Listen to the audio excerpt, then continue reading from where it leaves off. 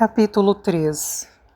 Daquele dia em diante não perdi mais a hora e fui me acostumando com a rotina. Por sorte, quase nunca aparecia gente antes do meio-dia, então eu podia ficar sentada atrás do balcão sem fazer nem pensar em nada, o que muito me agradava. Mesmo com a mudança de lugar, a verdade é que minha nova vida na livraria não era assim tão diferente da minha que tinha antes. De manhã eu abria a loja e ficava ali cuidando até meu tio chegar a uma. Entregava a loja para ele, subia apática a escada, mergulhava no futon e voltava a dormir. O quarto tinha apenas o necessário. Quase não dava para dizer que eu morava ali, mas isso me agradava. Meu estado mental era o de alguém que havia jogado fora toda e qualquer relação com o mundo externo. Quando dava 1 hora, o tio Satoru aparecia, sempre com uma aparência desleixada, que seria considerada inadequada se ele tivesse um emprego normal.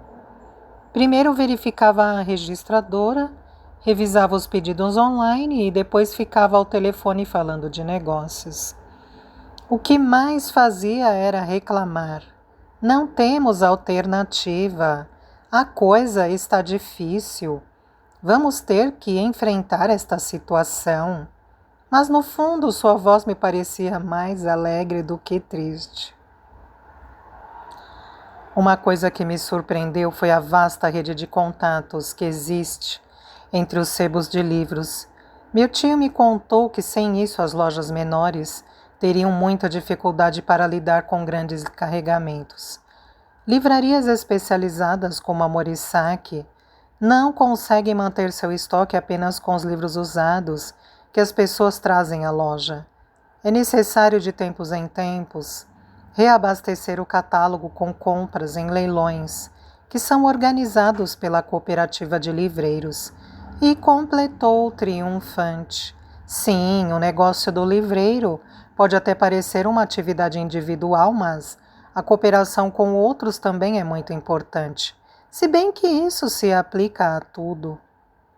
Quando olhava para ele, no entanto, via uma grande distância entre a sua aparência e atitude e aquilo que, baseando-me nas memórias que eu tinha de meu avô, eu associaria normalmente à imagem de um dono de sebo de livros.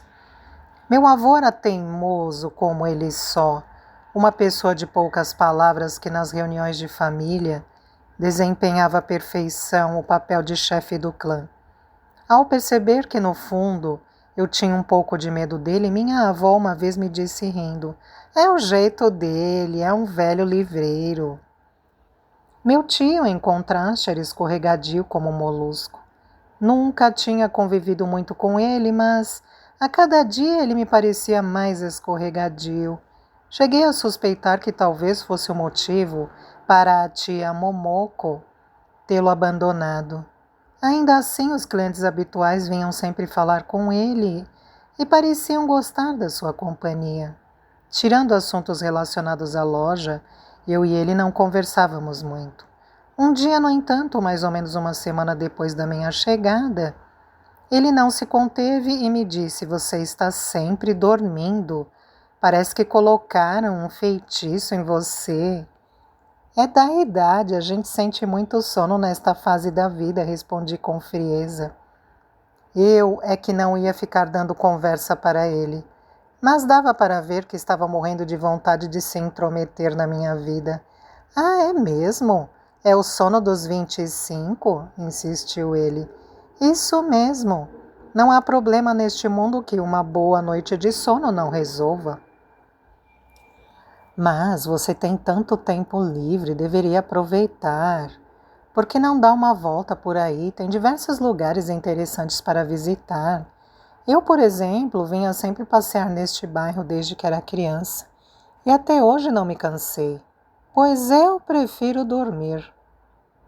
O meu tio não parecia ter dado por acabada a conversa, mas eu resolvi encerrar o assunto. Passei o resto do tempo de cara amarrada e não reagi mais a nada do que ele me disse. Internamente eu estava furiosa, O meu tio devia saber, por intermédio de minha mãe, o que tinha acontecido comigo. Bem que podia demonstrar um pouquinho mais de tato ao falar comigo, mas não. Ele sempre falava o que bem entendia. Fiquei muito irritada. Para piorar a situação, Sabo, o cliente careca, ficou sabendo detalhes da minha vida e um dia veio fazendo piadinha. E como vai a mocinha enfeitiçada? Desfrutando do seu sono dos 25? Quem foi que falou disso com o senhor? Posso saber? Perguntei indignada. Mas é claro que eu sabia a resposta. Só podia ter sido meu tio. Que ódio! Você não se cansa de dormir 15 horas por dia? O senhor está enganado, não durmo 15, apenas 13 horas por dia.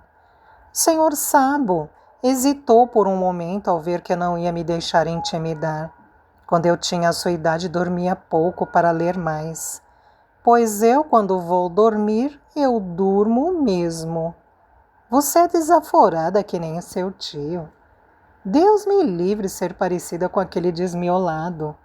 Ele tem o mesmo sarcasmo que você. Disse ele e deu uma gargalhada. Não tem, não. Por favor, não me diga que eu sou parecida com ele. Eu, se fosse você, não falaria do seu tio com tanto desprezo, rebateu ele subitamente sério. Por mais desmiolado que seja, foi ele que salvou esta loja. Salvou? Perguntei incrédula. Sim, salvou. Pergunte para ele, que ele sabe melhor que eu, respondeu sugestivo. E com uma reverência exagerada, o velho me disse adiós em espanhol e se foi. Eu, hein? Por mim, tanto faz, pensei. Meu tio podia ser o salvador da livraria, podia salvar o que ele bem entendesse. Eu é que não tinha o mínimo interesse em saber de nada. Tudo o que eu queria era voltar para o meu futon e dormir um pouco mais. Ainda assim, é verdade que o sono excessivo que eu sentia começou a me preocupar.